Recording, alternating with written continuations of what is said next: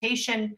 We are going to be posting the presentation, the recorded presentation, on our board website. It will continue to stay up on the YouTube link as well. And the slide deck that is here will also be provided on the YCDSB website. So if you do have friends that may not have managed to log in at a later date. So once again, thank you for joining us. My name is Linda Losick. I'm the coordinator of special programs for secondary. So I oversee all of the special education programs in all 15 of our high schools, including St. Luke's, which is the 16th. And I also oversee the AP or PACE programs for the board. I'm very pleased to have you join us this evening for what I do think will be a very helpful session for you as you start to think about planning to support your child to transition to high school. This evening, I'm very lucky to have two special education program consultants with us, Wendy Britt-Steiner and Lloyd Yanis. They will be delivering the presentation with me here this evening.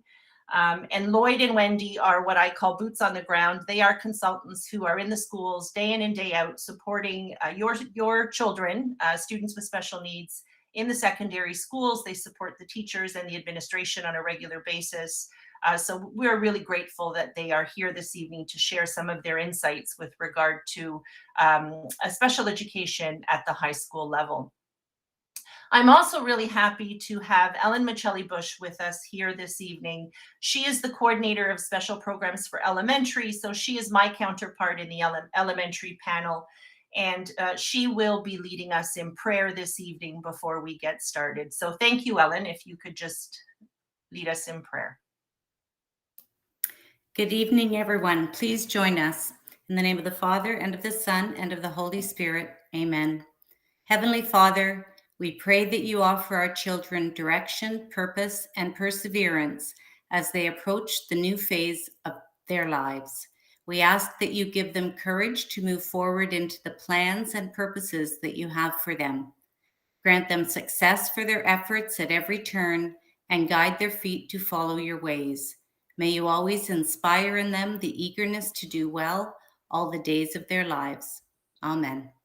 In the name of the Father, and the Son, and the Holy Spirit. Amen. Thank you, Ellen. I am also very pleased to welcome this evening Kathy Bryden. She is our chair of the Special Education Advisory Committee for YCDSB. Kathy is always so great to come out and support us for all of our parent information sessions that we offer for parents of students who are accessing special education support. So Kathy will lead us in the land acknowledgement, and then she will share a few words and provide a little bit of information to you about our SEAC committee. Kathy? Thanks very much, Linda. And I hope you can see me. Can you see me or? We can, yes. Okay, excellent. My computer was saying it's slowing down. Good evening, everybody, and welcome to this really informative night. And I'd like to begin, as we always do at our meetings at the board, with the land acknowledgement. We are gathered on the ancestral lands and waters of all Indigenous peoples who have left their footprints on Mother Earth before us. We respectfully acknowledge those who have walked on it, those who walk on it now, and future generations who have yet to walk on it. We pray to the Creator for strength and wisdom that all may continue to serve as stewards of the earth. And I would just like to just have a little message as the SEAC chair. I'm very pleased to be a part of this parent information session. As a parent myself, with a child with special needs, I know firsthand how stressful these significant transitions can be, but I'm confident that you will come away this evening with information that will empower you to support your child during their transition to high school. As the chair of the board's Special Education Advisory Committee, or SEAC, I have the pleasure of collaborating with many of the YCDSB special education staff here this evening. For your information, please know that SEAC members are always available as a resource for exceptional students, parents, and guardians of those students, schools, educators, trustees, and the community. Many members of SEAC are parents themselves of students with exceptional needs and are therefore acutely aware of the educational needs such students may have. The YCDSB SEAC committee holds monthly meetings, which are open to the public, and we invite all parents and interested members to join us whenever possible. If you go to the board website, the dates for each virtual meeting are provided. Parents and students are welcome to attend. But for now, please enjoy the rest of your evening. I hope you will find the information helpful as you support your children in this very exciting new phase of their lives. All the best, and thank you. Thank you so much, Kathy. I now have the pleasure of introducing our Superintendent of Exceptional Learners, Diana Candido. She is really our leader and a tireless advocate for all of your kiddos, and so we are so grateful to have her here with us today. Diana? Thank you, Linda. Good evening, parents and guardians. Thank you for taking the time out of your busy schedules to be here with us this evening.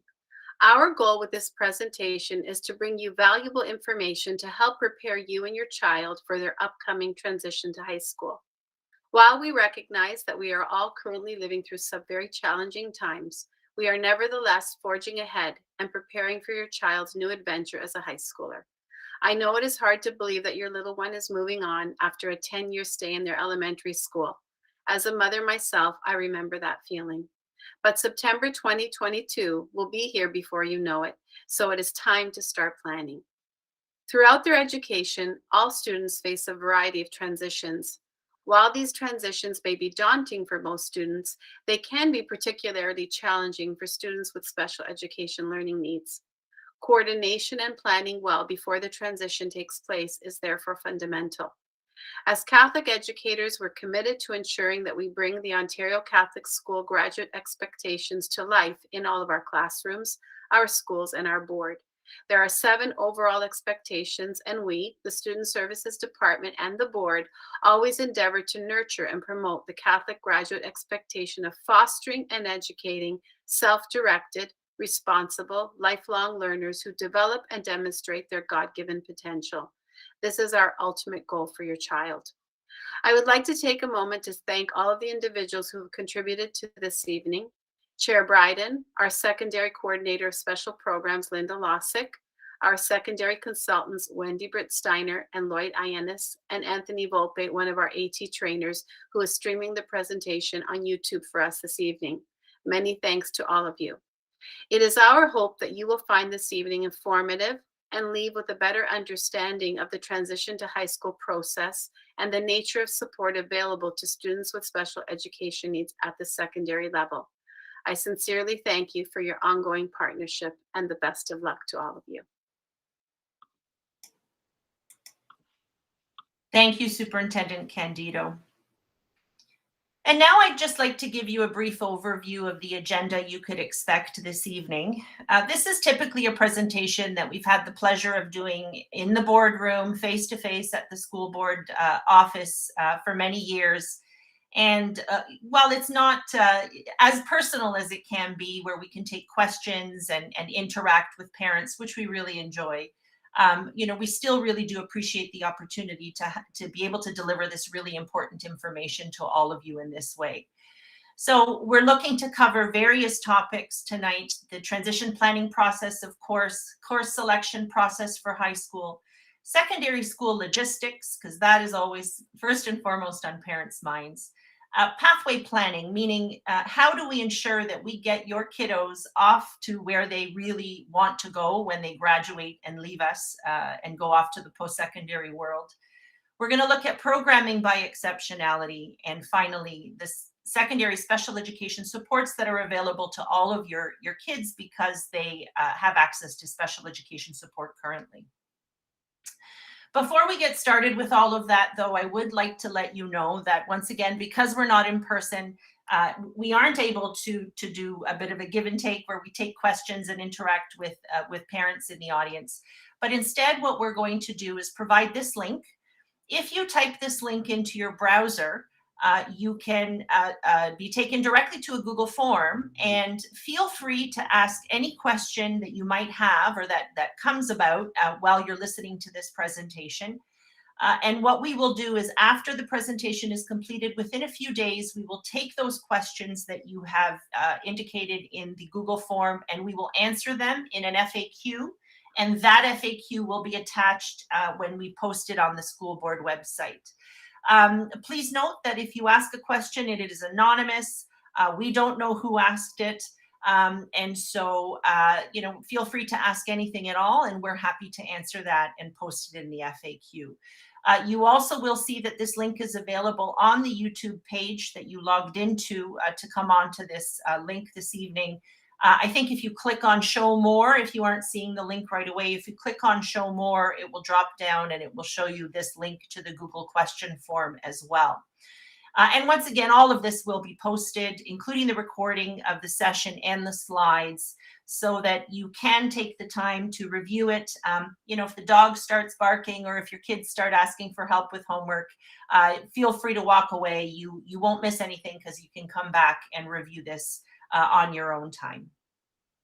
So that was just a couple of the housekeeping items, and now we would like to dive into the presentation. And first up, we have Lloyd Yanis, who will lead us through the first few slides. Thank you, Lloyd. Yeah, thank you, Linda, and good evening, everyone. If you think about transitions that we've experienced in our lives, getting married, having children, employment, moving into a new home, we know that proper planning can alleviate undue stress and result in a positive outcome.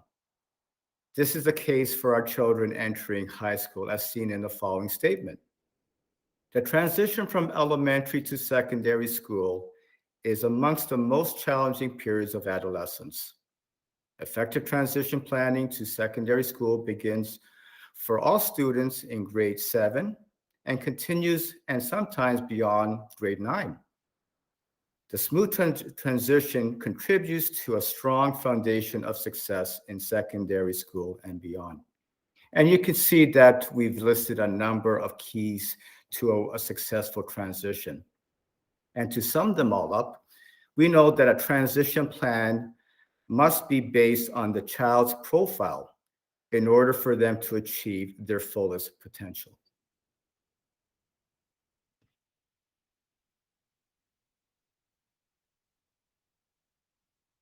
So whether it's entering high school from elementary, or leaving high school and entering a post-secondary program, or the world of work, both require proper preparation.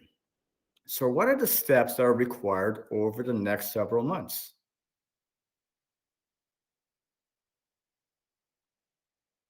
So first of all, I want to thank you for choosing Your Catholic and entrusting your children's education with us. As your child enters high school, they will have many wonderful teachers, and they'll be enrolled in programs to meet their needs. I have 3 boys, and they all attended Your Catholic from JK to 12, and they really enjoyed their experience. But it's important for you to make an informed decision. So a couple of questions that you may consider.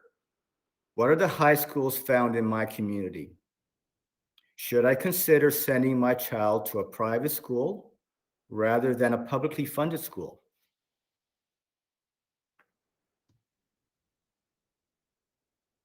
Second step, research and information gathering. It's really important to make an informed decision by gathering as much information as possible, going on the board website, going to the school websites to obtain as much information as you can. If you had the opportunity to attend a secondary school parent information night at one of your local high schools, that's great. That happened this month. If you missed it, not to worry. That has been recorded, and you can access that presentation on the school website. You also want to reach out to the school staff to discuss what the school has to offer. Reach out to the special education department. Have an opportunity to speak to the department head and talk about your son or daughter. If you have an opportunity, maybe plan a visit. And if a visit is not possible, maybe it could be a virtual meeting with some of the members from that high school team. Step 3 is establishing a transition timeline. And it's very timely that we're actually meeting tonight, because over the next couple of weeks, you want to make a decision with regards to the secondary school destination and be able to share that with your son or daughter's special education teacher. Transition planning meetings begin as early as next month and possibly in January. So again, we know that we want to move quickly on this in order to make sure that we have all the information. And finally, in the spring, there's an opportunity for your son or daughter to actually visit the school, whether that's going to be in person or virtually. That's also a very important piece for your child to make that connection with the high school. So establishing a transition planning team is step 4. So who makes up the planning team? The planning team is made up of the individuals who know your child the best. And who could they be? Special education teacher, school administrator. If your child is involved with people from the multidisciplinary team, a speech and language pathologist or an occupational therapist, if they're involved, they can be part of that team. You, the parent, absolutely very important for you to be a part of that planning team. Your child and possibly relevant community agencies, they can also be at the table offering their suggestions as well. So the 4 phases of transition planning. Phase 1 is assembling a transition portfolio, and I'll describe that in the next slide. Coming together, the team members coming together and meeting, documenting and implementing a plan. Who's doing what? What is the timeline? Who's responsible? And finally, making the necessary adjustments to that plan based on the outcome of those particular meetings. So what makes a really good transition portfolio? Well, we know that the elementary panel knows your child very well. And it's really important for the secondary school team to get to know your child through the eyes of the elementary team. So documentation such as the individual education plan, report card, academic assessment, the IPRC paperwork, all very valuable. Other documentation that is also helpful, any medical information, community agency reports. If your child has a support plan or a safety plan, absolutely that would be very helpful. Your child may have a specialized equipment in the form of a Chromebook or a laptop. We need to know that because that equipment will make its way to the high school. And also knowing your child, co-curricular activities and interests. Because at the end of the day, what we want to do is not simply about academics. We want to develop the whole child. So the transition planning meetings, which is elementary panel coming together with the secondary team at the high school. And we talked about that it could happen as early as next month. So who makes that team up? Well, it's the special education department head, possibly the administrator from the high school, and it's the elementary team, school administrator, special education teacher. Sometimes it's the grade 8 teacher. If your child is receiving extra supports through a multidisciplinary team, they could also be part of that planning meeting. Parents and guardians for students with complex needs and other students as required is also very valuable. If you have a child with complex need, we want you to be at that table.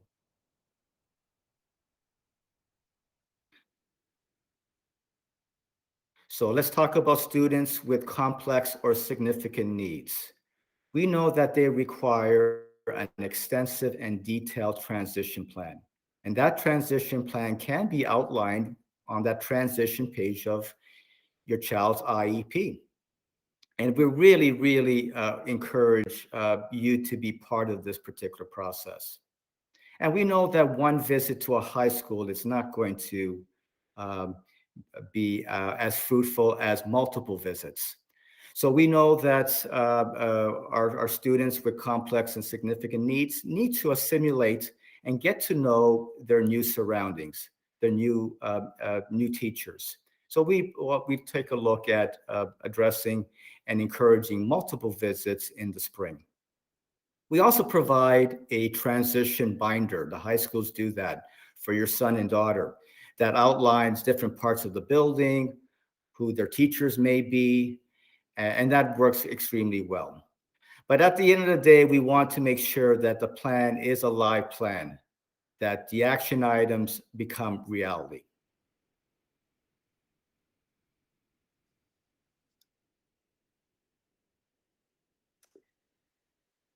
So the next few slides, we'll talk a little bit about course selection, pathway planning, and logistics. So the course selection process tends to happen around February. There'll be a deadline in February. It does happen on a platform called My Blueprint. The grade 8 teachers will certainly help you with finding that platform and help you with that process of selecting courses. It is recommended that course selection for students in alternative programs be completed in consultation with the elementary school, and we'll talk a little bit about what that would look like for students with alternative programs.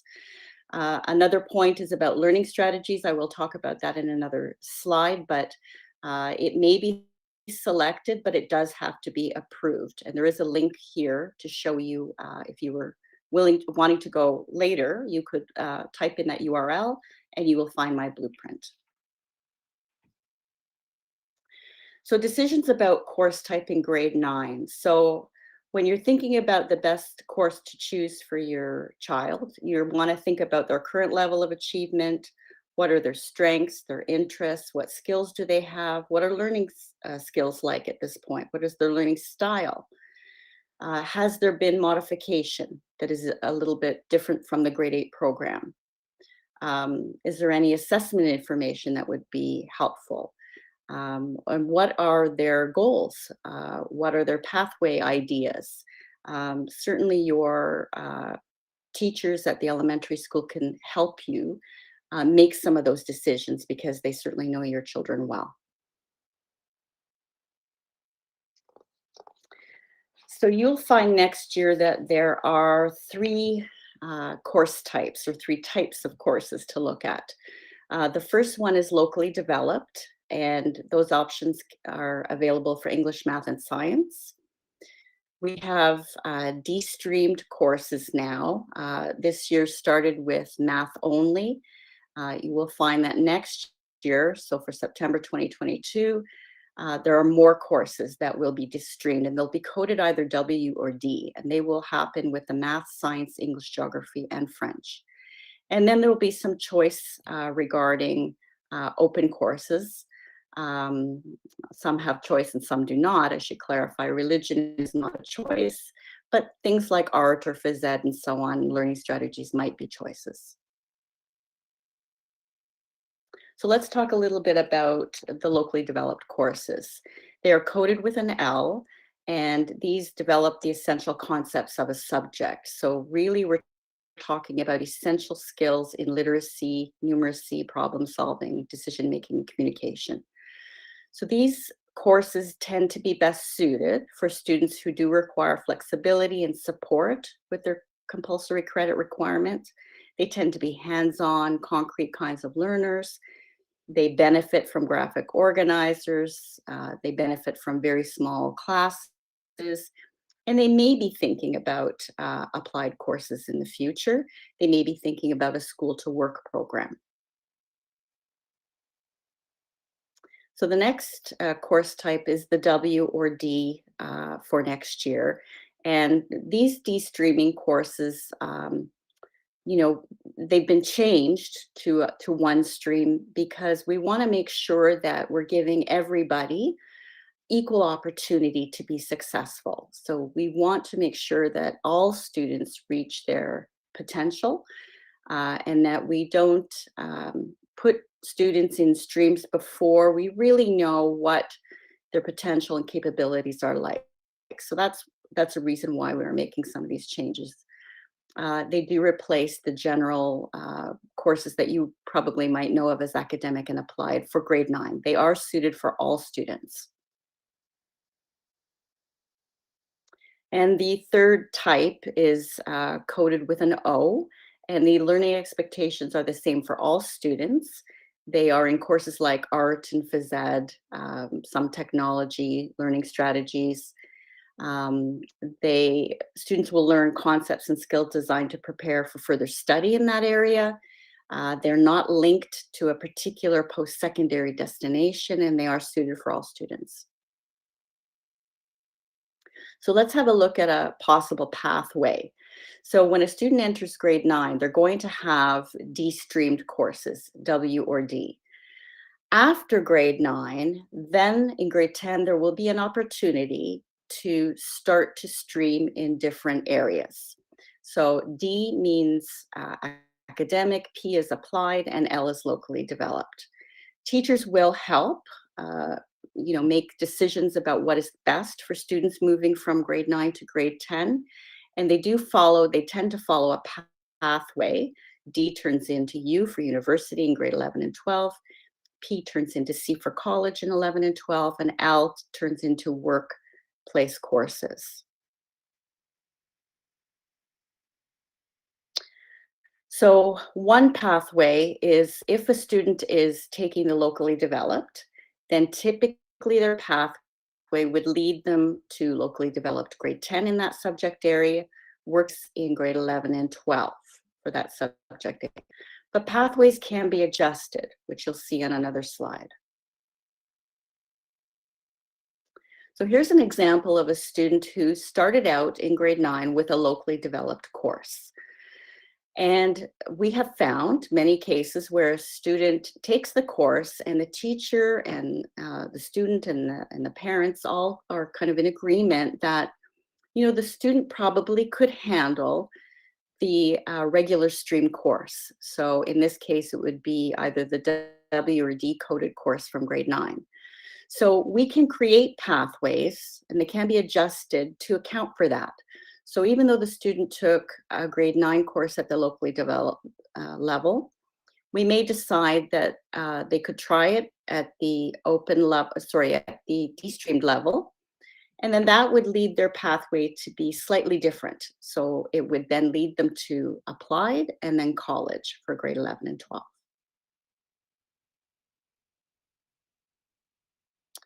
So a note about French.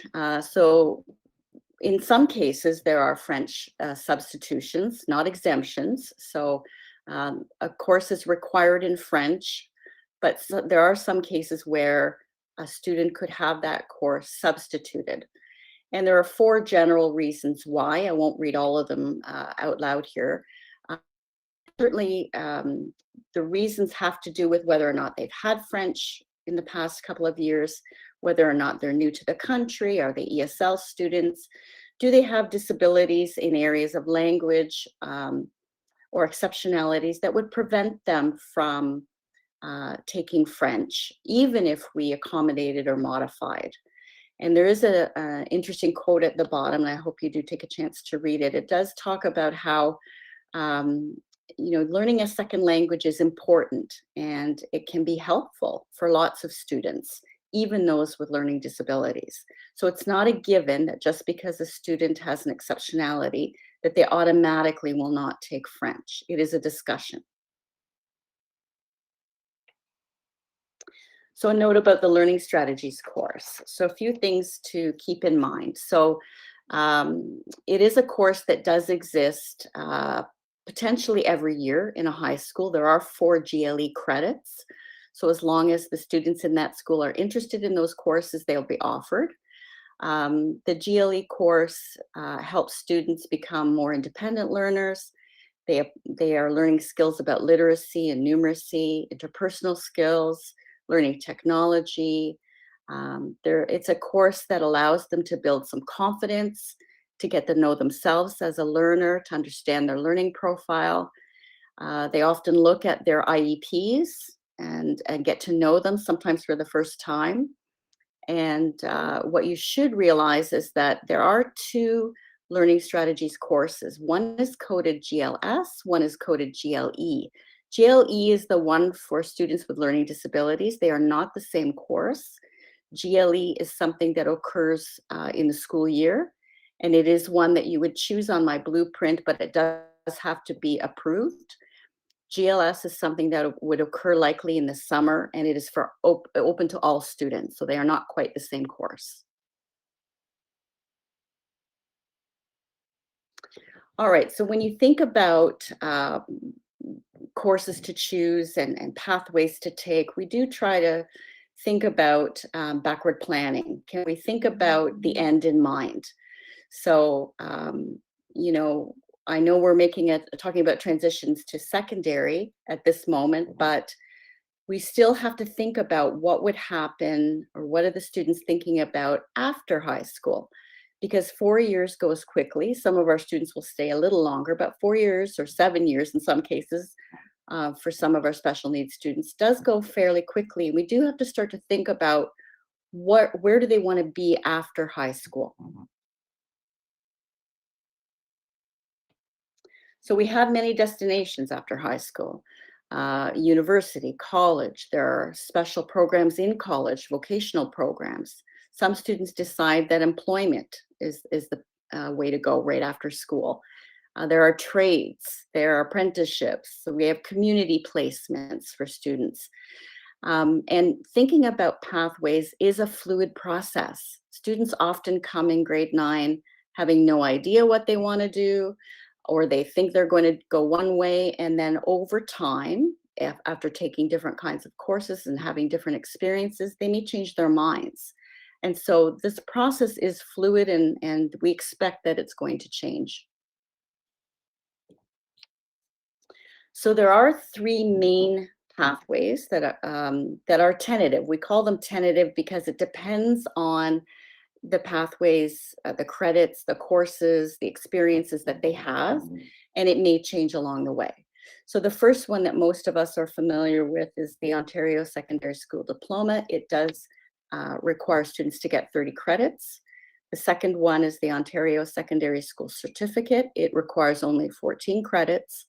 And finally, we have a Certificate of Accomplishment for our students on alternative expectations. So let's look at the OSSD, or the diploma. So here in a nutshell is what is required for the OSSD. So there are 30 credits required. Some of them are compulsory, 18 are compulsory credits, 12 are optional ones. It also requires the OSSLT, or the literacy test, some community service hours. Religion is mandatory every year. And there are cases where we occasionally can do substitutions. So I talked about the French one before as one possible substitution. But these substitutions can happen over the years for various reasons. And the principal does make the decision ultimately about whether or not a substitution will be granted. So here's a typical or standard kind of pathway in terms of meeting the requirements of the OSSD. So you can see that in grade 9 and 10, there are certain courses that must be taken and a couple of options. In grade 11 and 12, you see that the options become increased to the point where in grade 12, if students have done their credits throughout the years, they may actually end up with a couple of spares, which they used, we hope, to work on their courses. Grade 10 also does require the literacy test, and I'll talk a little bit about that later. And there are 40 hours of community service. So here, let's speak a little bit about the literacy test. They may attempt the OSSLT more than one time. It can be deferred. We have deferred in cases where we think maybe students require a little bit more time to mature and develop some skills. They're only exempted if they're not working for an OSSD. So for example, the certificate or the certificate of accomplishment. Accommodations are permitted for EQAO as long as they're part of the IEP. If a student happens to be unsuccessful on the test, we do have a course that is offered. So if a student is working for a diploma, they're really having difficulty with the test, there is an opportunity to take the Ontario Secondary School Literacy course in grade 11 or 12. And let's talk about the OSSC. So in this case, we are looking at only 14 credits, 7 compulsory, 7 optional. And in this case, students do not require the OSSLT. They do not require the 40 hours of community service, although some kids still decide that that's a good thing to get, that it gives them some experience in different areas and they'd like to do that anyway. And again, we can look at up to 3 substitutions at principal's discretion. Okay, so let's talk a little bit about modifying curriculum at the secondary level. So there are cases that are rare where we might modify the curriculum. It is kept at a minimum, and we have to think about the student's learning profile and what destination they have in mind. So in elementary school, sometimes students have modifications which mean that there are going to be changes in grade level expectations. In high school, we're talking about credits. So rather than changing the grade level, we are talking about changing the number of expectations perhaps. And so there are some things that we want to make sure we don't want to do. We don't want to omit entire strands of expectations. We don't alter the expectations to a different course level, like an academic becomes an applied. And we don't want to remove any building blocks because we want to make sure students can move on to the next course. If there's a consideration of modifications to locally developed courses, that would usually result in alternative programming. This is up to the principal, and it involves lots of discussion as to whether or not this is going to occur. Okay, and the certificate of accomplishment. So the certificate of accomplishment recognizes the achievement of students who are not working towards a diploma or an Ontario Secondary School certificate. So their destinations might include community placements, vocational programs, or employment, or a variety of those things. And these are students who are working on alternative curriculum, or what we call K courses. Okay, by the way, those K courses and alternative program will be addressed a little bit later. So in general, when you're exploring options for your children, you want to keep in mind what high schools have available. And most of our high schools have many of these programs listed here. Some of them are specific to certain high schools. Some high schools have advanced placements, some have ESL, some have regional programs. All of them have, for example, specialist high skills majors, which are programs that allow experiential learning, and we call them SHISM. And although the difference is that every high school might have a different focus. So some have health and wellness, some might have technology, some might have hospitality and tourism. So it is worth looking into what your high school might offer, and if that is something that you would want your child to participate in. We have programs around apprenticeships and trades, co-op. There's a Pathways to Employability program, something new that will be talked about in a later slide. And we want you to keep in mind that many students, require flexibility. So we want you to think about the big picture, plan long range to meet requirements over time. Timelines can vary.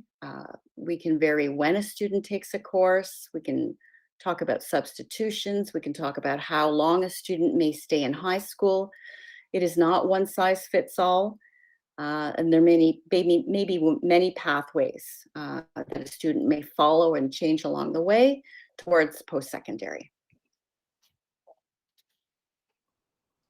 So in order to meet the needs of all of our students accessing special education, we have different programs. And if your child was formally identified as exceptional at York Catholic, they are currently enrolled in a special education program. So that program will continue in high school. So over the next few slides, we'll be talking about some of these special education programs and what they look like in high school. So let's start with the Functional Life Skills Program. That program is specifically created for students that have a developmental disability. And they're working on alternative expectations that are individualized, meeting their particular needs. And based on the expectations and upon graduation, they receive a certificate of accomplishment, recognizing all their efforts throughout the years. And following graduation and following high school, they may decide to go to a community-based program. That could be a day program. That could be volunteer opportunities. That could be a recreational program. Or it also could be the world of work.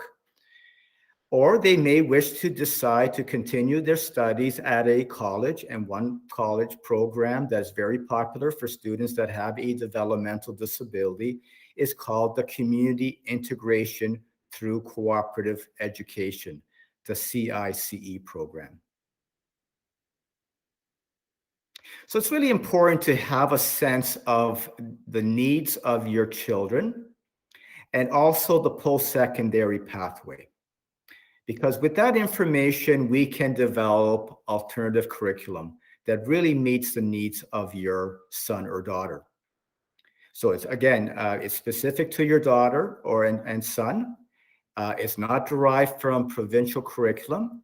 However, the themes can parallel what is happening in that particular class with the other students, which is nice because it provides an opportunity for your son or daughter to participate in the class discussions.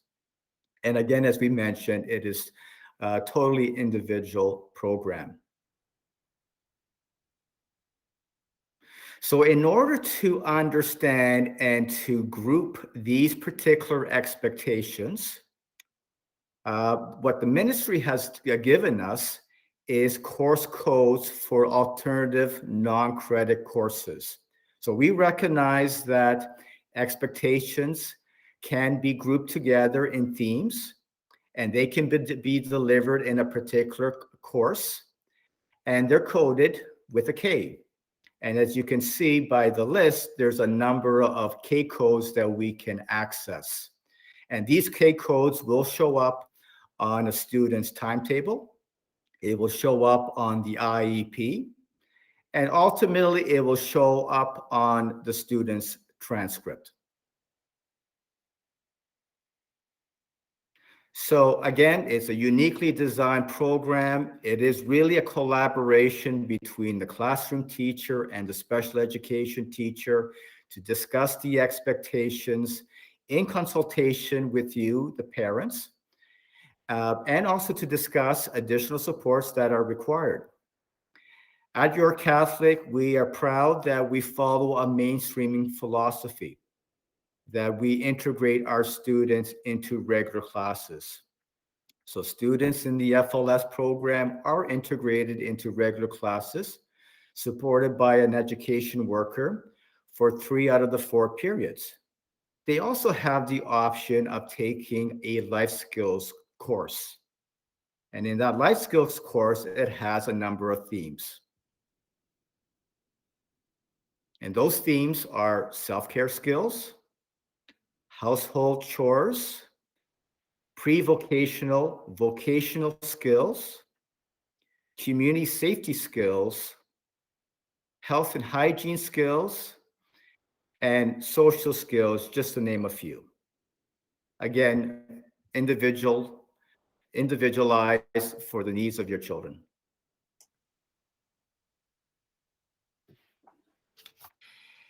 And yet another program is a program called the Educational Support Program, and that is for our students with a mild intellectual disability. You'll hear me talk a little bit later about a second program for our kiddos with an MID. That is a core program, similar to the core resource program for kids with LDs. And that is for our MID kiddos who really don't need that additional support with some of the adaptive skills.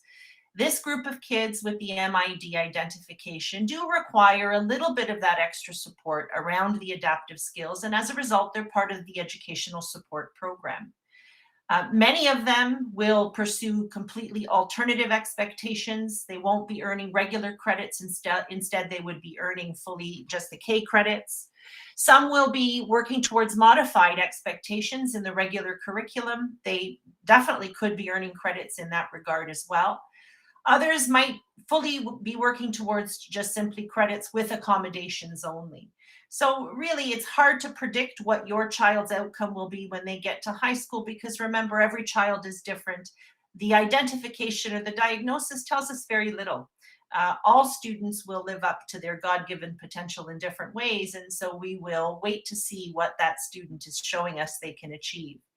So oftentimes we see those students earn a certificate. Some have gone on to definitely to earn the regular OSSD.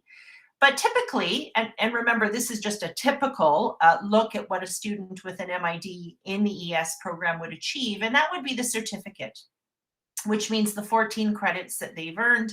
And oftentimes they move on to the workplace as a post-secondary destination, or they might even go to a college vocational program, something like the CICE.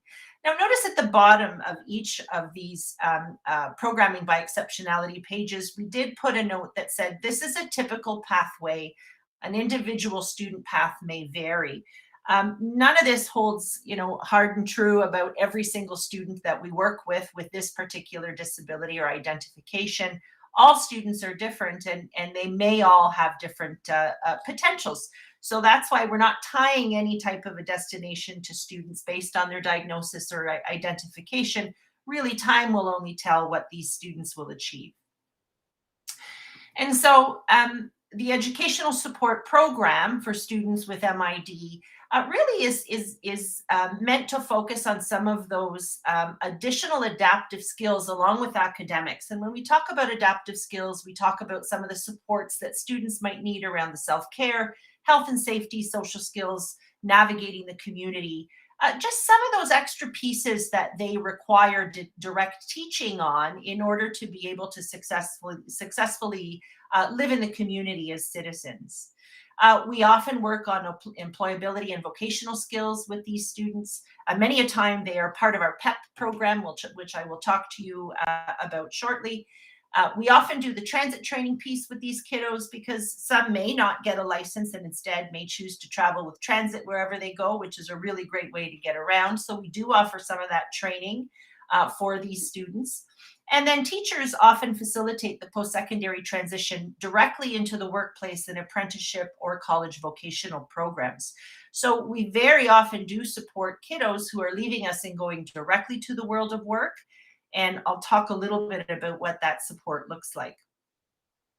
Before I do that, I'd also like to talk about the social communication program that we offer in our board. This is offered to all students who have been identified as part of the autism spectrum, and anybody with ASD would be part of the social communication program. Now, this is a very broad range. As we know, when it comes to autism, we could have students who are on one end of the spectrum earning credits, going off to university when they graduate. And then we could have students at a different part of the spectrum where they may be working fully towards alternative expectations, and they may be going off into a day program when they leave us. So the destinations are very broad for our kiddos with an ASD diagnosis, but the social communication program is essentially offered to all of those students because what we do is we focus on three main areas. And that is social skills, self-regulation, and communication. So even those kids who are moving away from any type of the alternative expectations and working more towards the regular credits and on a pathway to university, if they have autism, oftentimes we know that they benefit from some of that direct teaching around social skills, self-regulation, which is the ability to regulate feelings and emotion, and their ability to communicate appropriately with peers in the community, and family members, and day-to-day communication. So that's part of all programming for kids on the spectrum. But again, it's such a broad range, and there are different types of activities that we deliver to the different students depending on their ability levels. And next, I'd like to talk just very briefly about the Pathways to Employability program. There is a link there that I encourage you to just simply type into your browser when you have a little bit of time. This is a brand new program that we piloted this year at York Catholic, and we are so excited about it and so proud of it, because it really is going to be very supportive of our students who aren't necessarily leaving us and going directly to college or university. And we have a large number of kids who are in that situation. Instead, an experiential learning program for these students while they're with us. And we essentially get them jobs in the community. It's like a co-op placement for students who aren't working towards credit attainment, kids who are at least 16 years old, and typically it's our kiddos with MID, DD, ASD. And these kids essentially are aiming to have a full-time paying job, or maybe part-time paying job, as soon as they leave us, whether that be anywhere between 17 to 21 when they graduate. So we're really excited about this program. We've already seen quite a few kids land permanent jobs for June of 2022 because of the wonderful work that they've been doing so far in these work placements that are facilitated by our itinerant work experience teachers and our high school special education teachers, who work collaboratively to land these placements for our students. I do encourage you to take a look at the pamphlet, because it'll give you a lot more information and an understanding of what you potentially could expect to see your child enrolled in when they come to us in York Catholic. Now, just very briefly, I do want to talk about our Pathway to Independence plan. So the previous slide was PEP. We love our acronyms in York Catholic, and this is PIP. So PIP, the Pathway to Independence plan, is an IEP requirement for all students who are currently accessing special education worker support. So as we know, we have quite a few students in our board with special education learning needs who require additional supports delivered by an education worker. And it could be, various, there could be various reasons for that support. Oftentimes it's because of self-care needs. So students require assistance with feeding and toileting. It could be for communication purposes. It could be for safety reasons. But there are many students in our board who do have the ability to access education worker support. All of those students will have an additional section in their IEP called the PIP section. And in it, we outline very clearly our goals around increasing the student level of independence, essentially by decreasing the amount of time that the education worker is required to directly support that student. And that really is the ultimate goal for all of our kids. If your child enters our board and with a certain level of education worker support and leaves at the end of their time with us, whether they're 17 to 21, with the exact same level of support from an education worker, maybe we haven't done our job for you. And that is that we really haven't built that student's level of independence to the level they really need to be at to be, functioning and engaged citizens of society when they leave us after high school. So this is something we really sincerely want to, for you to consider and to work towards. We aren't suggesting that we will remove an education worker when they come to us in grade 9, not at all. It is a really gradual release of responsibility from the EA or education worker back to the student. But we really do believe in seeing, really some progress in that area, because we want to make that student as independent as possible before they leave us. And there are so many reasons why that is critically important as they approach their graduation date. So the other program I want to talk about is the Core Resource Program. And this is our largest program in the board. The largest population that we serve is the LD population. And 99% of the kiddos with LDs will be regular students who are working really fully towards the same expectations that everybody else works towards, and they're just receiving accommodations. Some will see some modifications in their programming. Again, like Wendy said, modifications are very rare in secondary, but they can be implemented as required. But 99% of these kiddos with LDs will earn the Ontario Secondary School Diploma, and they can go off to various workplaces. And just so you know, they will be supported in a very similar fashion when they get to college or university, if that is their destination, because colleges and universities all across Ontario legally have to require students with a disability accommodations as they go off to post-secondary. So that's exciting to know. Oftentimes parents have said, you know, the elementary school and high school have been so supportive through special education. They're not going to get that support when they get to college and university. Indeed, they will. And we want you to be reassured that that will be the case. So our kids with LDs and also our kids with MIDs in the core resource program. So these are students as well with a mild intellectual disability, but who really don't require the support with those adaptive skills, some of those self-help skills, you know, some of the community navigating skills that we talked about before. As a result, they're treated much like the LD kids, and they're part of the core resource program. And again, they often earn the Ontario Secondary School Diploma, and their pathway looks very similar to those kids with LDs. Also, the students who are hearing impaired or who may have blind or low vision, very much like the LD population, again, they're grouped together, they're part of that core program, and they have access to the core resource room. And so what happens in the core resource program? These kids, almost all of them, will earn the Ontario Secondary School Diploma. They are fully integrated into the regular class, keeping in mind that to the core room, but for the most part, they are integrated into the regular classes for 4 out of 4 periods in each semester. And then they can access additional support as required through the core room and the special education teachers in the core room. And so what is the role of the secondary school core resource teacher? So essentially that teacher will collaborate with parents and classroom teachers to create the IEP. This is really one of the biggest responsibilities. I always say that the IEP is the instruction manual for your child. You know, how does that child learn? You know, how does that child learn best? And so that IEP is really fundamental to ensure that your child is successful. The core teacher will also work with subject teachers to create an individualized program as required. They talk about the accommodations that the student will need. They do direct teaching around skills required to pass any of the EQAO assessments, which could be either the grade 9 math EQAO assessment or the grade 10 OSSLT. And, you know, often as they start the grade 9 year, the students who may be meek and mild and afraid to advocate on their own will have the core teacher be their voice until that student really learns, you know, how to project their own voice.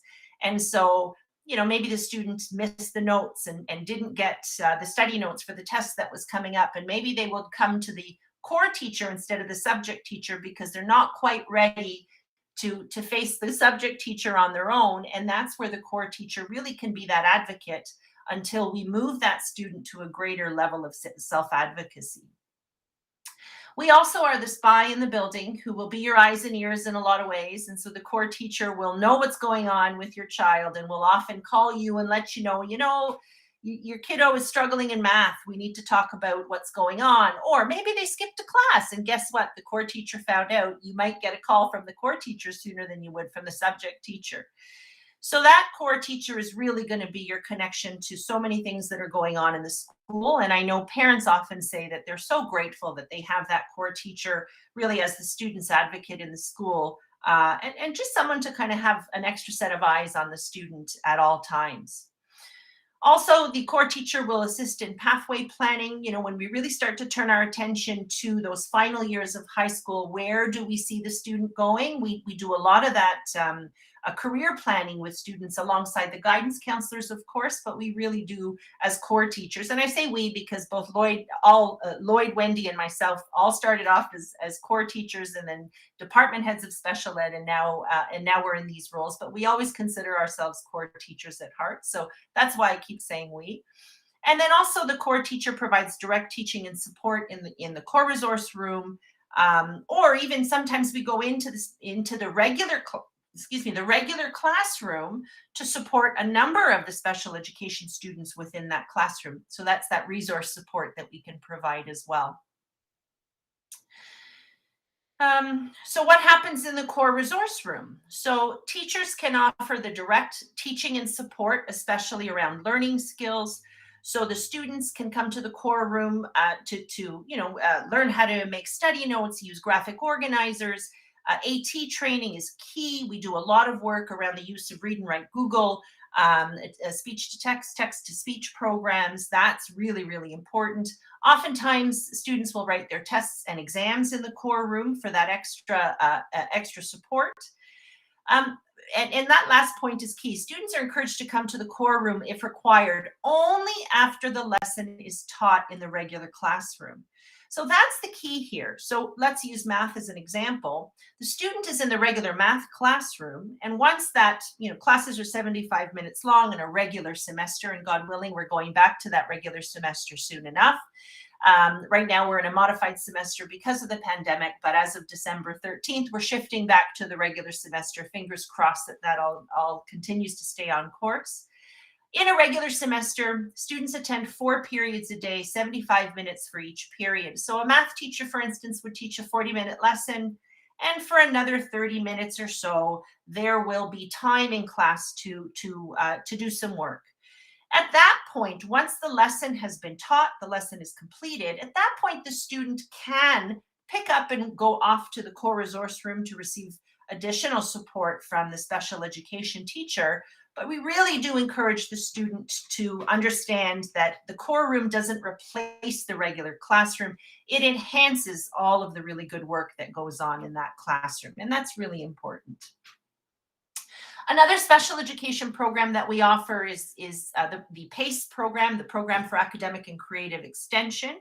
It is for our gifted students who've been identified as gifted within our board. These kiddos will often have access to the core resource room as well. So it's a beautiful thing when you see the various types of learners that are coming to the core room.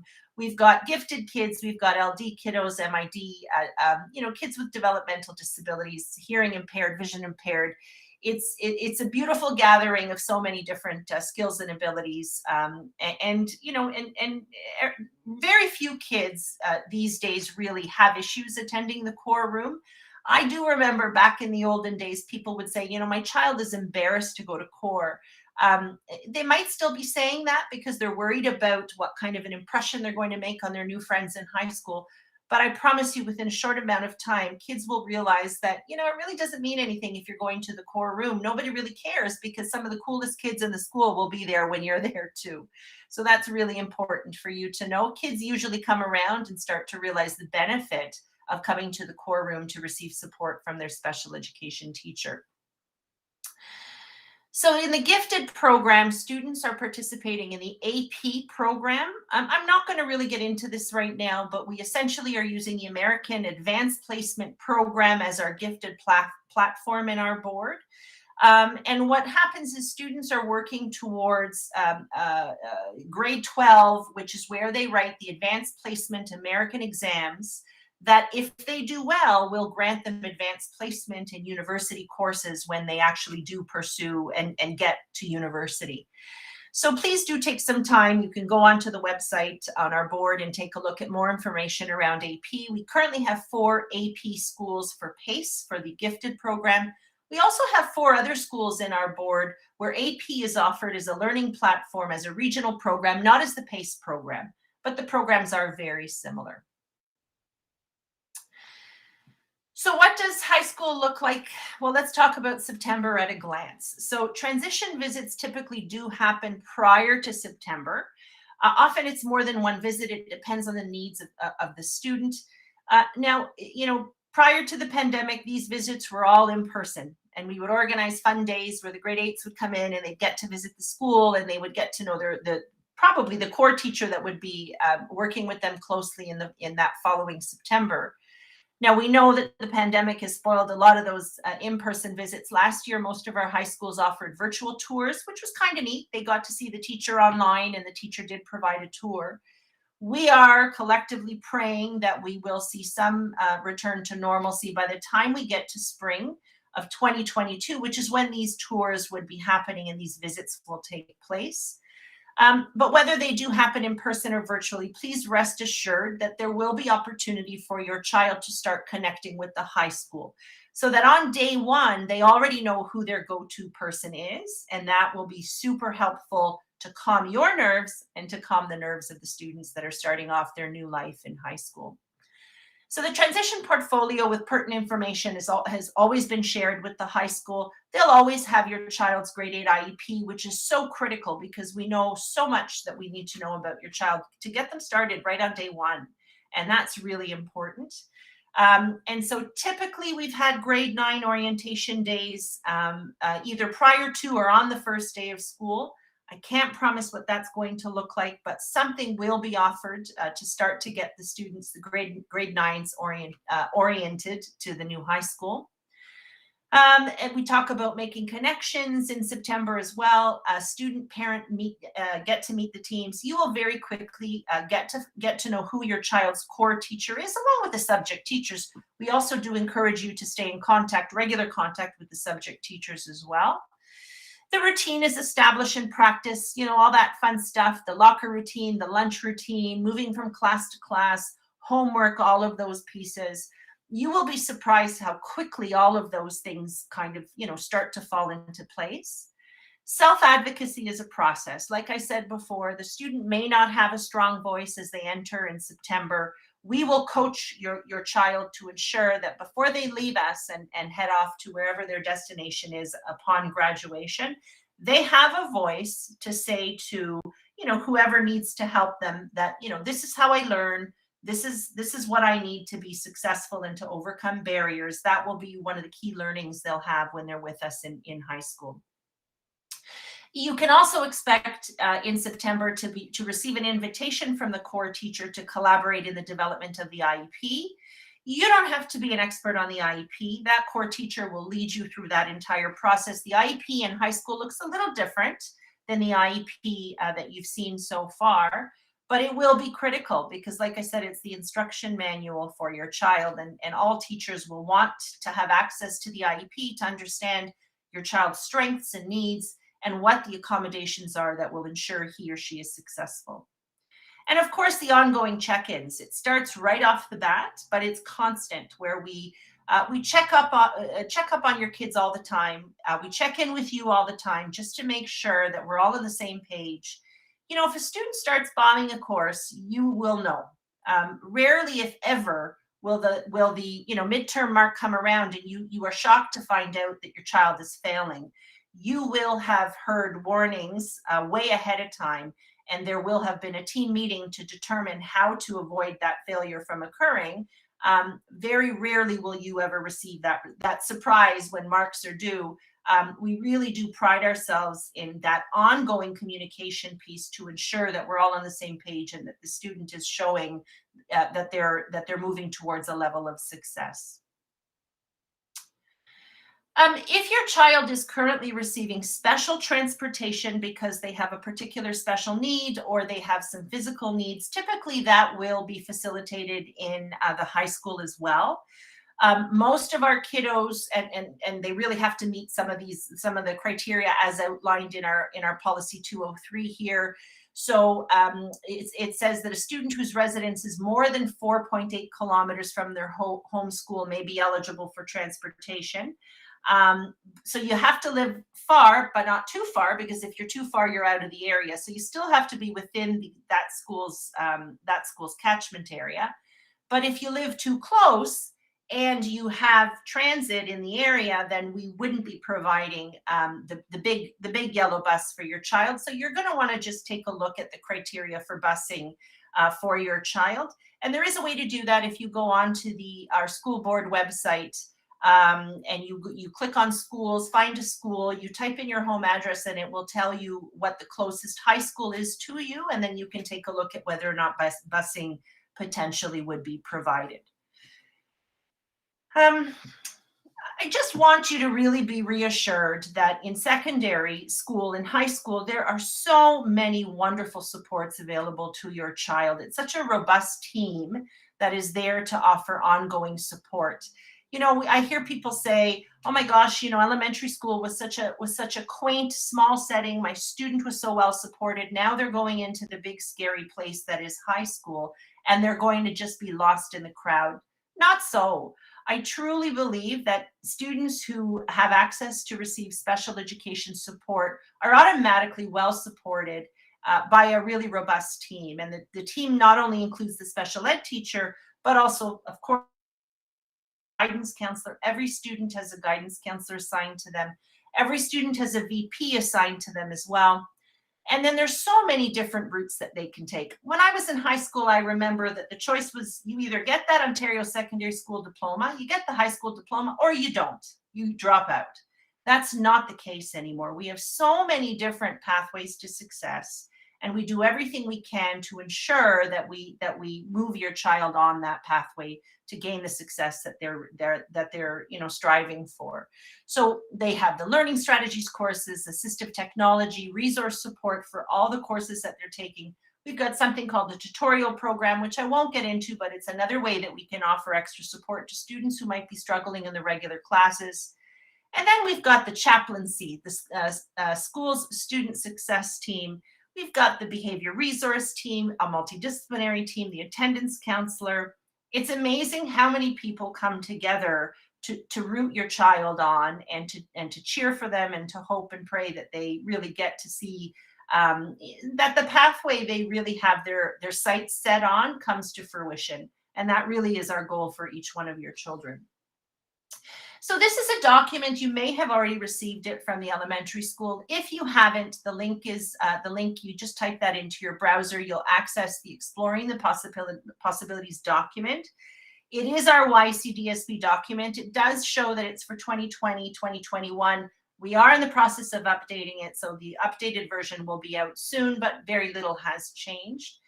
This book is really helpful. It does describe a lot about the programs that are offered throughout the board, different types of courses that are offered. I really do highly encourage that if you haven't seen this resource, that you take some time to have a look at it. So before we end, what do we hope you walk away with? What are the takeaways from this session? First and foremost, we promise that your child will be well supported by a robust team of educators. They won't be just a number. They won't be lost in a crowd. They will really, be linked to a whole team of people that will be rooting for them. And I hope that you will feel comfortable to reach out to those people on a regular basis and make sure that you are in the loop and fully aware of what is going on with your child day in and day out as they enter one of our school buildings. The other piece is that pathways can be adjusted along the way as required. So this is something that we want to make sure everybody understands. Just because you picked a certain type of course in grade 9 doesn't mean you can't pivot and start to pursue a different type of pathway in grade 10. There is always a